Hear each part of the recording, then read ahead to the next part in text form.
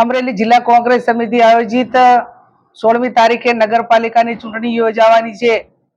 એના પ્રચાર અર્થે જિલ્લા કોંગ્રેસ સમિતિના આમંત્રણને માન આપીને પ્રદેશ સમિતિએ અહીંયા પ્રચાર માટે આદેશ કર્યો છે. ત્યારે જિલ્લા કોંગ્રેસ સમિતિના પ્રમુખ પ્રતાપભાઈ બેન જેનીબેન, અમરેલી જિલ્લા કોંગ્રેસ સમિતિના તમામ હોદ્દેદારોએ સ્વાગત કર્યું. એ બદલ એમનો સૌનો આભાર માનું છું.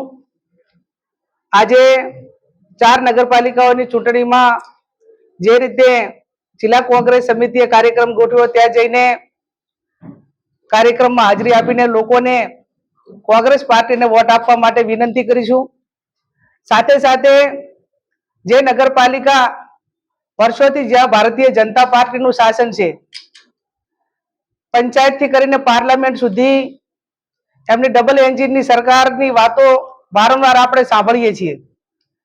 15 વર્ષના શાસનમાં નગરપાલિકામાં રસ્તાઓની વાત હોય, ગટરની વાત હોય, પીવાના પાણીની વાત હોય, સફાઈની વાત હોય, અને ગરીબ ને મધ્યમ વર્ગના જે લોકો છે એમને ન્યાય આપીને જે એમના જે પ્રશ્નો છે એ વર્ષોથી પડતર છે. ત્યારે અમે કોંગ્રેસ પાર્ટી તરીકે લોકોને ભરોસો આપીશું કે ભારતીય જનતા પાર્ટી એવું કહે છે કે કેન્દ્રમાં અને રાજ્યમાં અમારી સરકાર હોય તો અમે સારી રીતે વિકાસ કરશું. તો ભારતીય જનતા પાર્ટીનું રાજ એ 30 વર્ષથી ગુજરાતમાં રાજ્ય સરકાર છે અને 15 વર્ષથી નગરપાલિકાઓમાં પણ એમનું શાસન છે.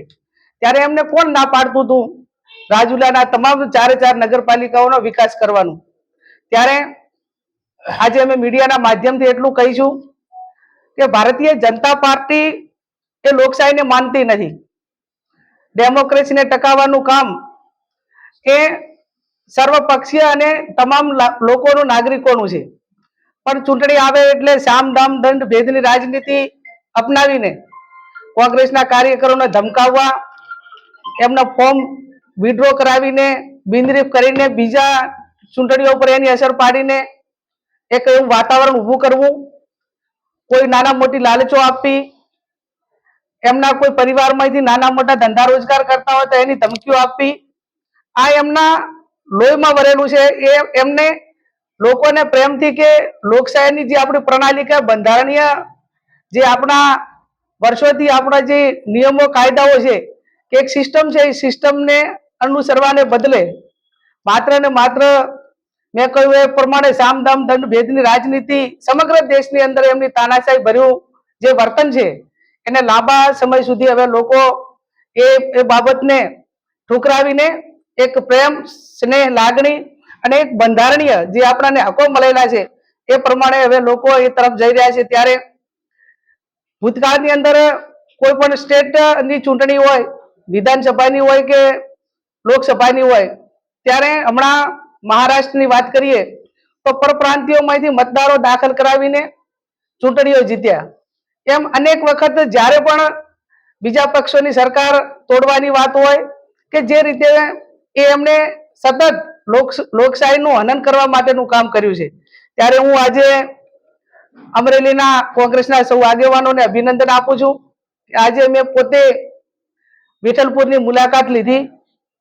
પાયલબેન ગોટીના પરિવારને એમને બધાને મળી ભૂતકાળની અંદર જે એ ઘટના બની અને એક મહિલાઓને સન્માન આપવાને બદલે એક દીકરીને, ગરીબ પરિવારની દીકરી એક પોતાના રોજગારી માટે કરીને એક નાના મોટા ધંધા રોજગાર સાથે, ટાઈપિંગના કામ સાથે સંકળાયેલી હોય અને એને આ રીતે હેરાન કરીને એનું સરઘસ કાઢવામાં આવે, તો હું આપના માધ્યમથી પોલીસને એટલું જ કહું કે તમે કદાચ બુટલેગરોનું સરઘસ કાઢ્યું હોત, ભ્રષ્ટાચારીઓનું કાઢ્યું હોત અને તમામ ક્રાઇમ સાથે સંકળાયેલા લોકોનું કાઢ્યું હોત તો હું પોલીસને અભિનંદન આપત. પણ આ એક નારીનું, એક દીકરીનું અપમાન, એક અમરેલીની દીકરીનું નહીં, સમગ્ર ગુજરાતની બેન દીકરીઓનું અપમાન છે. ત્યારે હું અભિનંદન આપું જિલ્લા કોંગ્રેસ સમિતિને, પ્રતાપભાઈને, જેનીબેનને, એમને કે પરિવારના પડખે ઉભા રહ્યા, સતત એમને કોઈ પણ પ્રકારના સ્વાર્થ વગર એક એમને પ્રોટેક્શન આપીને જે સહન કરવું પડ્યું સહન કરીને પણ એ દીકરીને ન્યાય અપાવવા માટે એમને જેટલા પ્રયત્નો કરવા હતા એટલા એમને કર્યા અને આજે પણ સમગ્ર કોંગ્રેસ પરિવાર અને અમે બધા જ પાયલબેનને ન્યાય મળે એમને જે અધિકારીને તપાસ સોંપવામાં આવી છે એ અધિકારી આજ સુધી આટલો ટાઈમ થયો છતાં એનો રિપોર્ટ પણ જે રજૂ કરવો પડે એ કયા કારણોસર નથી કર્યો. તો આવા અનેક કાયદો અને વ્યવસ્થા, એટલે મારું કહેવાનો અર્થ એટલો જ છે કે કાયદો અને વ્યવસ્થા આ રાજ્યની અંદર એ એકદમ કથળેલું છે. ચાહે બેન દીકરીની વાત હોય, કોઈ આમ નાગરિક હોય, એને પોતાને સલામતી માટે જે એક પોલીસનું પ્રોટેક્શન મળવું જોઈએ એ ક્યાંક ને ક્યાંક કોઈ કયા કારણોસર નથી મળતું. એ એક આવનાર સમયમાં સમગ્ર ગુજરાત માટે અને અમરેલી માટે ચિંતાનો વિષય છે.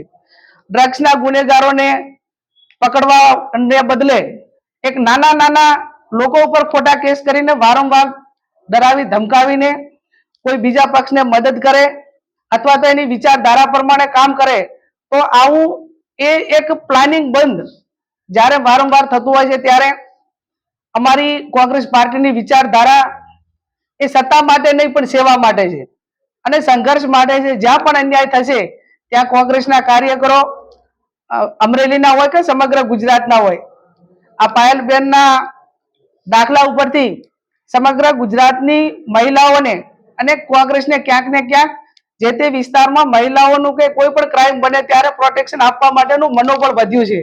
અને જ્યારે પણ આવી કોઈ ઘટના, અમે એમ માનીએ છીએ કે રાજ્ય સરકાર કાયદો અને વ્યવસ્થા જાળવે, બેન દીકરીઓની સુરક્ષા માટે ગંભીર રહે, પણ ક્યાંક આવી ઘટના બનશે તો જેમ અમરેલીએ જિલ્લા કોંગ્રેસ સમિતિએ સાથે મળીને પ્રોટેક્શન આપીને એક ઉદાહરણ પૂરું પાડ્યું, એમ જ્યાં જ્યાં જ્ઞાનીબેન અને જેનીબેન, જ્ઞાની ને જેનીની જોડી આમ તો લોકસભામાં અમે એવું ઈચ્છતા હતા કે અમરેલીની જનતા એ જ્ઞાનીની ને જેનીની જોડીને લોકસભામાં મૂકશે, પણ જનતાનો જનાદેશ એ માથા ઉપર હોય.